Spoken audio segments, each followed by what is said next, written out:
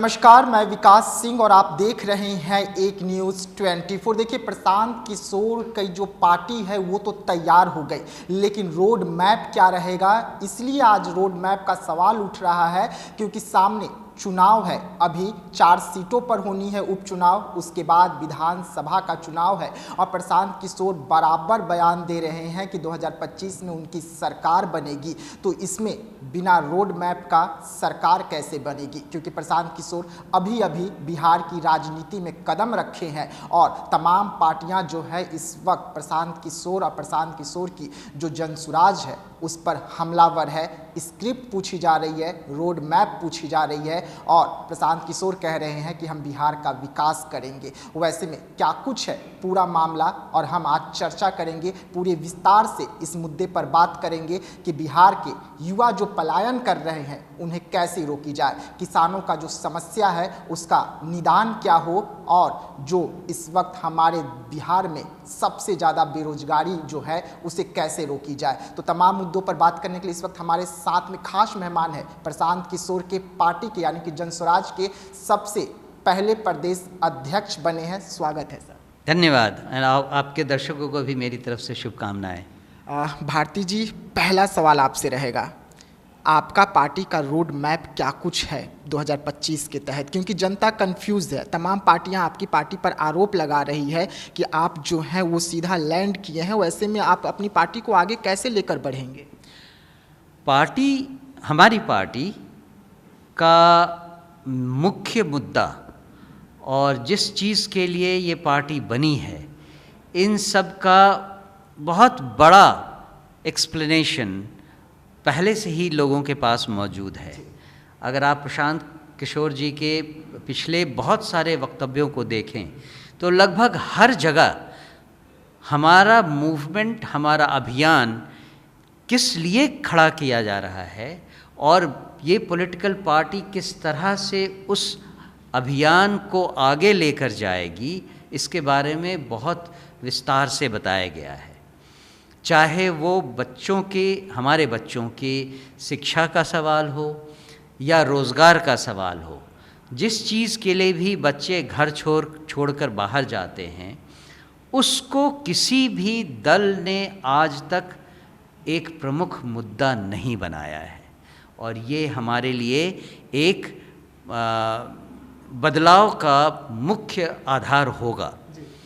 बिहार में बदलाव और भी कई तरीकों पर होना चाहिए, जिसके लिए आपको, अगर आपने कभी जनसुराज अभियान के 5 प्रमुख मुद्दों को देखा होगा तो उससे आपको अंदाज़ लगेगा। इन दोनों सवालों के, जिसमें हमने शिक्षा और रोज़गार के बारे में कहा, उसके अलावा कृषि पे हमारा जो स्टैंड है, जिसमें कि किसानों को ये कहने के लिए इनकरेज किया जाएगा कि उन्हें केवल खाने के लिए कृषि नहीं करनी है, कमाने वाली कृषि भी करनी है। और फिर जो हम सीनियर सिटीजन्स के लिए 2000 रुपये प्रति माह का अनुदान देने वाले हैं, उसके लिए भी एक नई सोच की ज़रूरत है। ये देश में कई सारे राज्य हैं जहाँ पे 1000-2000 रुपये सीनियर सिटीजन्स को मिलते हैं। जब बिहार देश का सबसे पिछड़ा राज्य है तो यहाँ पे केवल 300-400 रुपये क्यों मिलते हैं? ये सारे के सारे मुद्दे ऐसे हैं जिन पर हम इलेक्शन के लिए तैयार हैं, लोगों को ये समझाने के लिए तैयार हैं कि हमारी पार्टी बाकी राजनीतिक दलों से किस तरह अलग है। तो अगर कोई भी आदमी बाहर का कोई इल्ज़ाम लगाता है हमारे ऊपर, तो उसकी सच्चाई आप अपने दर्शकों को बता सकते हैं कि ये एक मोटिवेटेड टारगेट है, उसमें कोई सच्चाई नहीं है। प्रशांत किशोर जी आप पर बहुत भरोसा करते हैं, आप अलग फील्ड से हैं, राजनीति में आ गए, कैसे मैनेज करेंगे, क्योंकि आपका फील्ड अलग रहा है और राजनीति में आपने कदम रखा है। अगर हम राजनीति में पहले से होते तो हम प्रशांत किशोर जी को क्यों ज्वाइन करते? अगर हम राजनीति में होते तो हम राजनीतिक फ़ायदा उठाते। हाँ, अगर हमें आरजेडी या किसी और पार्टी में जाने का मन होता तो हमारे पास वो ऑप्शन था, लेकिन हमने वो नहीं चुना। वो इसलिए नहीं चुना कि जन स्वराज पार्टी उस तरह के लीडर्स को या उस तरह के व्यक्तियों को नहीं चाहती है जिनका पुराना राजनैतिक बैगेज हो, जिनको जनता जानती है कि उन्होंने उनके लुटने का सफ़र देखा है। बिहार की जनता जो पिछले 35-40 सालों से बिल्कुल बदल नहीं पाई है अपना हाल, उस जर्नी में अगर कोई है तो उसे वो जन स्वराज पार्टी के साथ शायद ना देखना चाहे।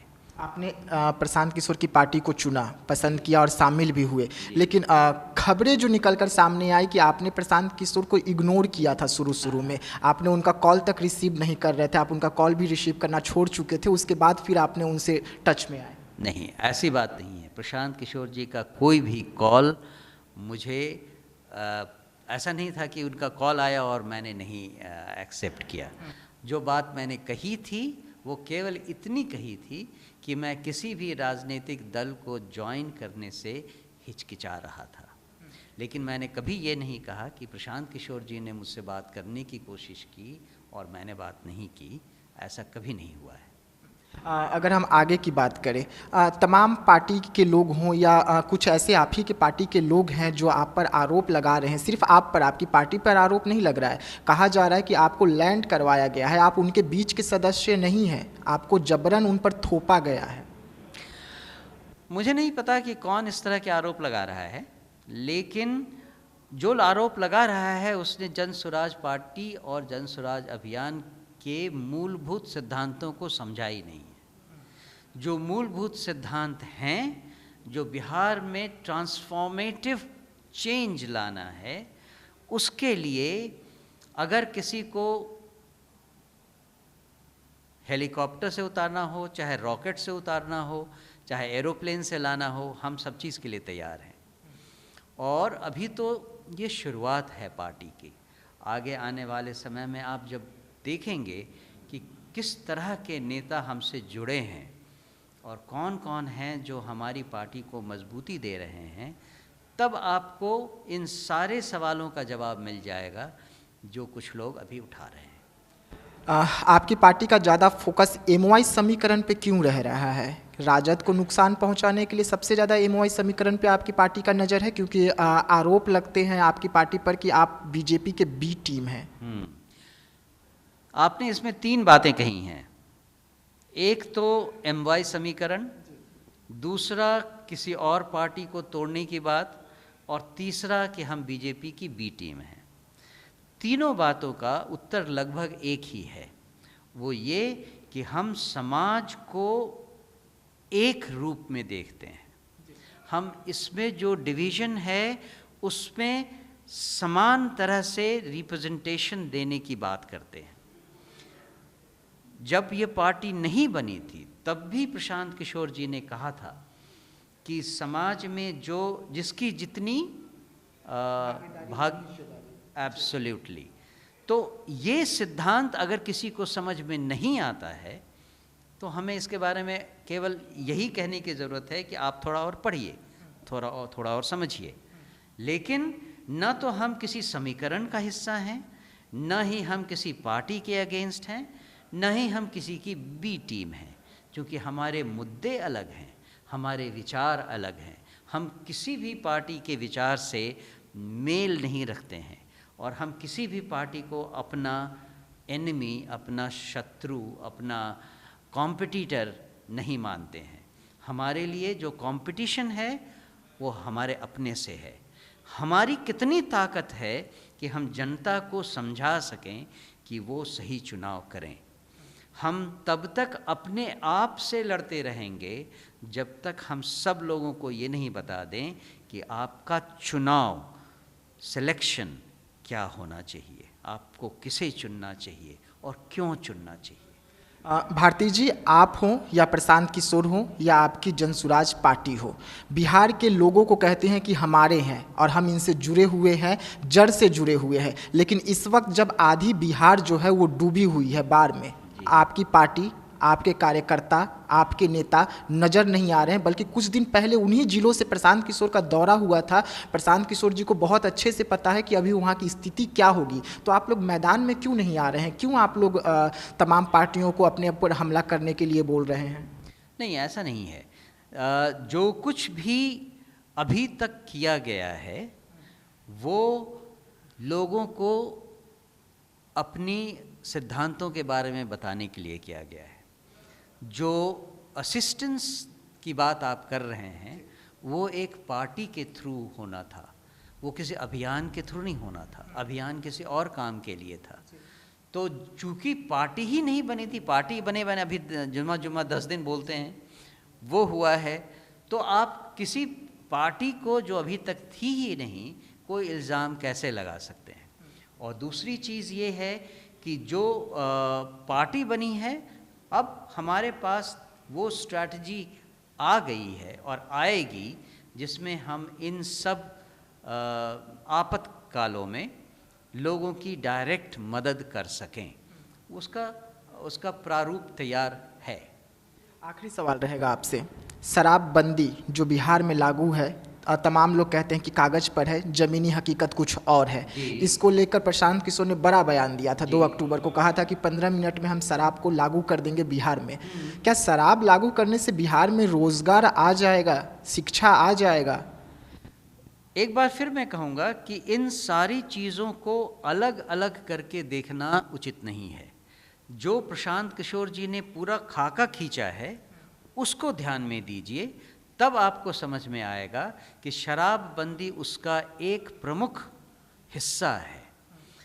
जैसा कि आपने खुद ही कहा कि शराबबंदी है लेकिन शराब बंद नहीं है।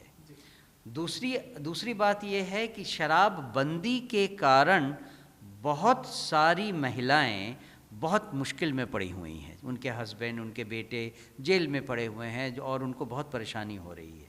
तीसरा, बिहार सरकार को इस पिछले 7 सालों में जब से शराबबंदी हुई है राजस्व का बहुत बड़ा नुकसान हुआ है। चौथा, जो नुकसान राजस्व का हुआ है उसको हम बिहार के विकास के लिए बहुत अच्छी तरह से यूज़ कर सकते थे।